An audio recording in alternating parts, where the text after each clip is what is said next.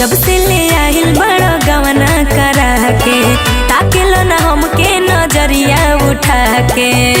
ऐसन काहे बोला ताड़ू ए गोरी?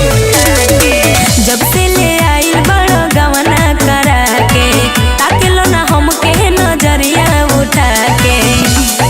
कवनो जिंदगी में हमारा जहर घोरतिया जहर घोरतिया। जहिया से भइल तोहसे सदिया पहिली जनुआ रोतिया। जहिया से भइल तोहसे सदिया पहिली जनुआ रोतिया। ऐसन मत कही।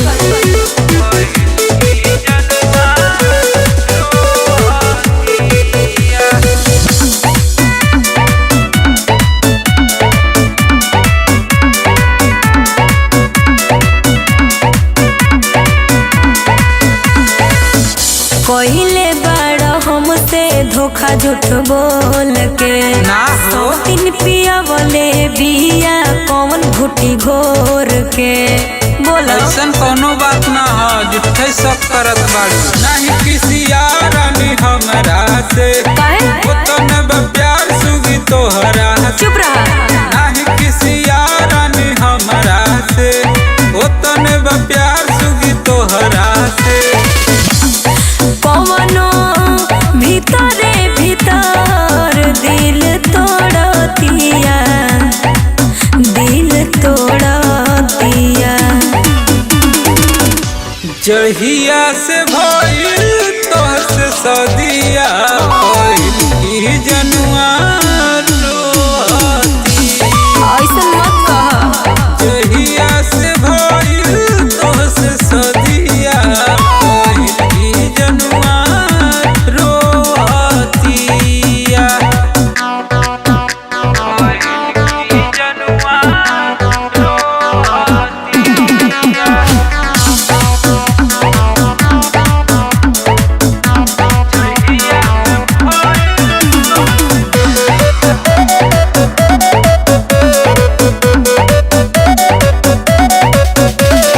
कौन कमी बाटे सैया हमारा भीतर हो।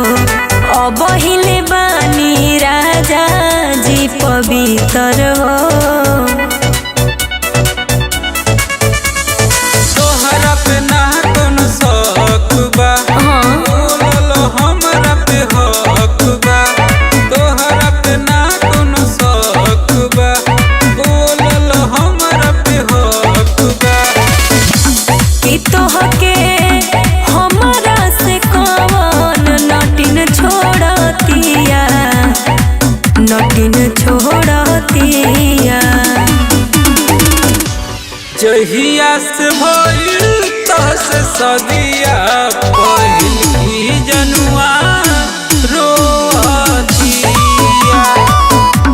जहिया से भइल तोहसे सदिया पहिली जनुआ रोतिया।